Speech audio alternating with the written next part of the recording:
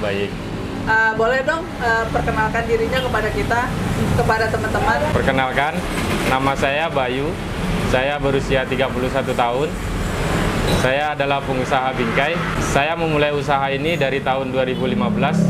Boleh dong di-sharing ke kita gimana memulai usahanya dan kenapa Mas Bayu milihnya bingkai?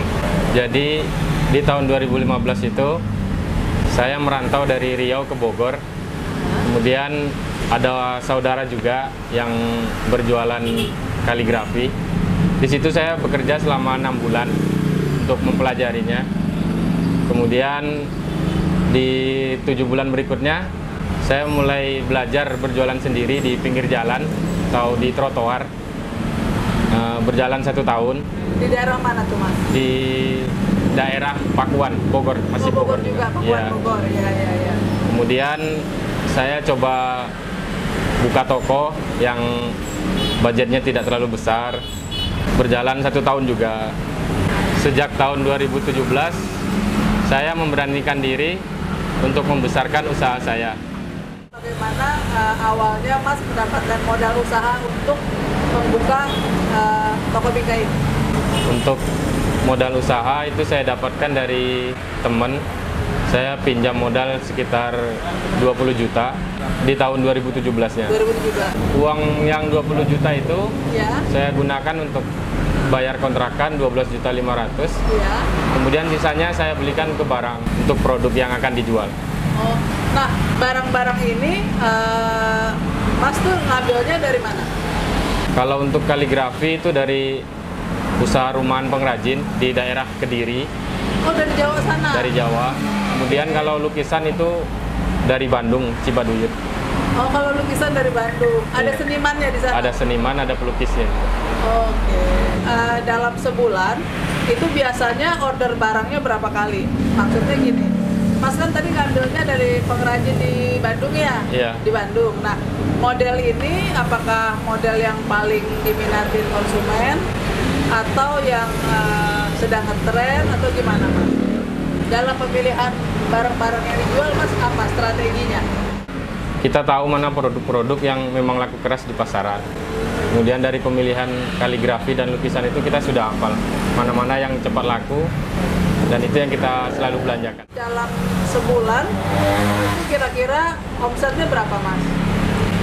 Kalau dihitung dari rata-rata pendapatan itu, per bulan kita bisa mendapatkan 18 sampai 25 juta. Modal didapat dari pinjaman. Gimana tuh Mas? Cara mengembalikan pinjamannya itu bagaimana? Apakah dengan bunga sekian atau enggak dengan jangka waktu berapa lama? Boleh di-sharing? Untuk pinjaman modal yang 20 juta tadi, itu kita angsur selama 20 bulan. Kemudian dalam sebulan kita cicil 1 juta per bulan. Tanpa bunga? Tanpa bunga. Oh, alhamdulillah ya Mas ya. Alhamdulillah. Berarti masih ada juga orang-orang yang mendukung temannya untuk maju. Dari omset 18 sampai 25 juta itu, ngatur keuangannya itu gimana? Berapa persen bayar utang, berapa persen ditabung? Boleh di-sharing? Kalau omset 25 juta, itu udah pasti dipotong modal separuh buat bikin barang lagi atau buat belanja. Nah, untuk 12.500.000 lagi itu kita potong kontrakan 1 juta per bulannya, kemudian gaji karyawan 2,5, dan bayar listriknya 100.000, bayar airnya 50.000. Nah, sisanya itu mungkin omset bersihnya. Dalam menjalankan bisnis ini, ada nggak perasaan jenuh gitu? Kalau dibilang jenuh, saya rasa tidak jenuh ya, karena penghasilan saya dari sini cukup menjanjikan dan bisa membantu kedua orang tua saya juga. Boleh dong kita di-sharing kendala-kendalanya dalam menjalankan bisnis bingkai dan kaligrafi ini? Kalau di pinggir jalan tentu banyak sekali ya kendalanya. Mulai dari kehujanan, kepanasan, diremehin sama pembeli. Oh iya?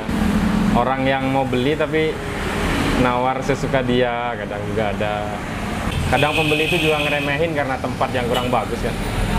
Maka dari situ kita punya keinginan supaya toko itu lebih besar dan mempunyai pajangan yang bagus-bagus dan lebih banyak. Kalau kendala keuangan ada? Kalau untuk kendala keuangan mungkin belum ada kali ya. Mudah-mudahan tidak ada. kira-kira Mas Bayu sudah investasi apa aja? Kalau untuk kendaraan itu baru motor, untuk tempat tinggal itu sedang diproses. Berarti selebihnya masih berupa uang di tabungan? Iya. Banyak sekali kemudahan yang Mas Bayu terima ya, walaupun kendalanya 1-2 ada ya. Iya. Resepnya apa aja sih sampai bisa suksesnya ini makin lama makin maju usahanya? Kalau dari saya, kiat khusus mungkin nggak ada ya. Kita cuman ada doa orang tua. Bagaimana supaya orang tua itu bahagia kan? Terus kehidupannya lebih layak. Jadi mungkin tiap minggu atau tiap bulannya kita sisihkan untuk orang tua. Kan Mas Bayu belum banyak berinvestasi ya. Iya. Berarti uang yang ada di Mas Bayu itu masih dalam bentuk cash. Itu kira-kira habis nggak untuk biaya hidup? Apa masih ada yang bisa ditabung? Masih ada yang bisa ditabung. Saran saya nih Mas, untuk selanjutnya Mas boleh coba untuk menyimpan uang dalam bentuk logam mulia. Logam mulia itu adalah salah satu bentuk simpanan yang membuat kita tetap stabil di sepanjang tahun. Nah, selanjutnya adalah properti. Sebisa mungkin kita beli rumah. Nah, nanti seiring dengan pertumbuhan keluarga, bisa kita beli kendaraan, mobil gitu misalnya. Karena kan mungkin kalau anaknya sudah lebih dari satu, naik motor udah nggak nyaman. Itu sih Mas, saran saya yang mungkin bisa Mas ikutin. Iya, siap. Kita itu wajib punya aset banyak.